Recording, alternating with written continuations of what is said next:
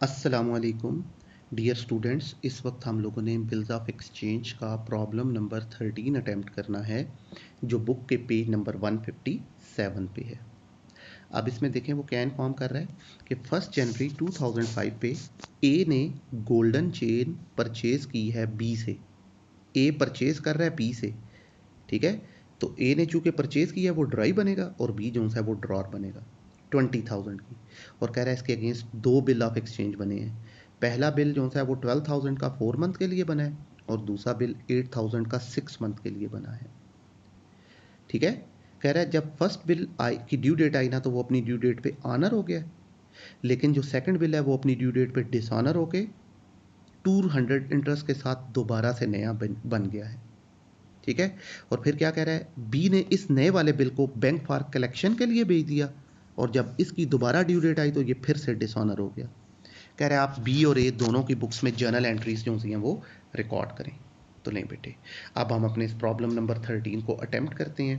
तो अब पहले हम बनाएंगे जर्नल ऑफ ड्रॉर, तो वो कौन है, बी है। तो यहाँ लिखेंगे जर्नल ऑफ बी और बाद में जर्नल ऑफ ड्रॉई ए। तो अब हम जब अपने बिल ऑफ एक्सचेंज के क्वेश्चन को अटेम्प्ट करते हैं तो बेटे इसके कितने स्टेप्स होते हैं, 4 स्टेप्स। पहला स्टेप सेल एंड परचेज। तो अब बी ने चीज़ें सेल की हैं, जनवरी 1 पे ये अपनी बुक में सेल्स को क्रेडिट करेगा। ए ने चीज़ों को परचेज किया है, वो अपनी बुक में परचेज अकाउंट को डेबिट कर लेगा। बी के पास डेबिट टाइटल नहीं है, ये अपनी बुक में ए को डेबिट कर लेगा। ए के पास क्रेडिट टाइटल नहीं है, ये अपनी बुक में बी को क्रेडिट कर लेगा, राइट, ठीक है। तो कितनी अमाउंट आ जाएगी, 20,000 एंड 20,000। तो ये हमारा first step sale and purchase complete हो गया। अब सेकंड स्टेप, इस सेल परचेज के अगेंस्ट हमने क्या करना है, बिल को ड्रॉ और एक्सेप्ट करना है। तो अब एक नहीं दो बिल बने हैं, तो इसलिए बी अपनी बुक में 2 दफ़ा बिल रिसीवेबल को डेबिट कर लेगा। Bill receivable account debit, bill receivable account debit. और ड्राई ए जो है वो अपनी बुक में 2 टाइम्स बिल पेबल को क्रेडिट कर लेगा। तो bill payable account credit to bill payable account credit, ठीक है। अब बी के पास क्रेडिट टाइटल नहीं है, ये ए को क्रेडिट करेगा। ए के पास डेबिट टाइटल नहीं है, ये अपनी बुक में बी को डेबिट कर लेगा। अब पहला बिल रिसीवेबल 12,000 से डेबिट हो जाएगा, दूसरा बिल रिसीवेबल 8,000 से डेबिट हो जाएगा और टोटल 20,000 से ए क्रेडिट। तो इसी तरह बी की ए की बुक में बी जो है 20,000 से डेबिट हो जाएगा।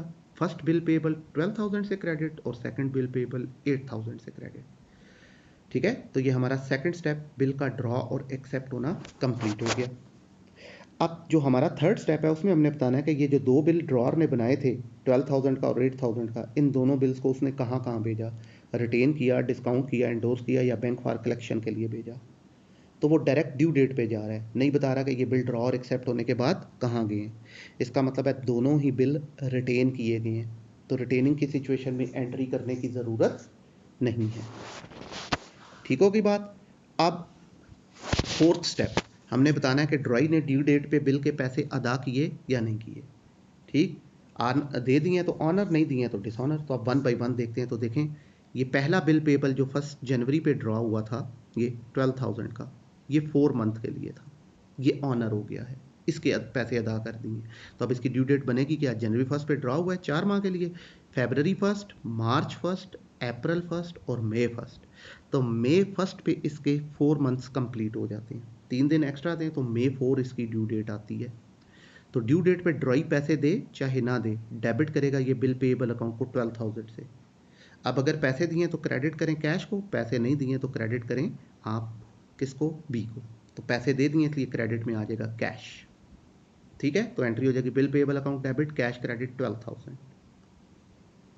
अब मई 4 पे ड्रॉर इसके अगेंस्ट अपनी बुक में क्या एंट्री पास करेगा, ऑनर की सिचुएशन में ड्रॉर ये देखेगा कि उसके पास बिल है या नहीं है। अगर बिल उसके पास ही मौजूद है तो फिर वो एंट्री करेगा कैश अकाउंट डेबिट और बिल रिसीवेबल अकाउंट क्रेडिट। और अगर बिल उसके पास मौजूद नहीं है तो फिर उसे एंट्री करने की ज़रूरत नहीं है।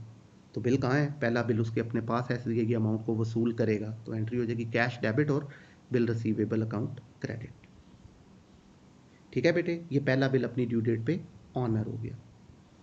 अब आते हैं सेकंड बिल की तरफ। तो सेकंड बिल 8,000 का था, ये 6 मंथ के लिए ड्रॉ हुआ था। तो अब इसकी ड्यू डेट क्या बनती है, जनवरी 1 पे ये ड्रॉ हुआ था, फेबररी 1, मार्च 1, अप्रैल 1, मई 1, जून 1 और जुलाई 1। तो जुलाई 1 पे इसके 6 मंथ कंप्लीट हो गए। अब इसको भी आप 3 दिन एक्स्ट्रा दें तो जुलाई 4 जो सी है इसकी ड्यू डेट आती है। ठीक है। तो अब 4 जुलाई पे जो सेकंड वाला बिल है वो डिसऑनर हो गया है, वो ऑनर नहीं हुआ है, वो डिसऑनर हुआ है। तो ड्रॉई पैसे दे चाहे ना दे, डेबिट करेगा ये बिल पेएबल अकाउंट को। अब चूंकि पैसे नहीं दिए इसलिए क्रेडिट में आ जाएगा बी, कितना, 8000। अब जुलाई 4 पे ड्रॉर क्या एंट्री पास करेगा, डिसऑनर की सिचुएशन में ड्रॉर ने लाजमी एंट्री करनी होती है।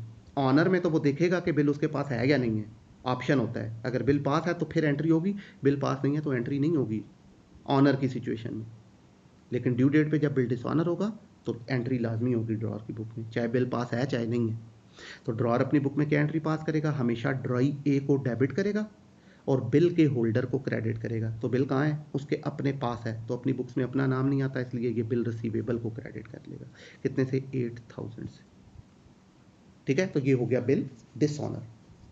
अब इस डिसऑनर्ड बिल के अगेंस्ट वो बता रहा है जी कि दोबारा से 200 रुपीज़ इंटरेस्ट के साथ नया बिल बना है। तो वो इंटरेस्ट ड्रॉई के लिए एक्सपेंस बनेगा, इसलिए ड्रॉई जो सा ए है वो अपनी बुक में इंटरेस्ट को डेबिट कर लेगा एक्सपेंस के तौर पे, और ड्रॉर अपनी बुक में इंटरेस्ट को इनकम के तौर पे क्रेडिट कर लेगा।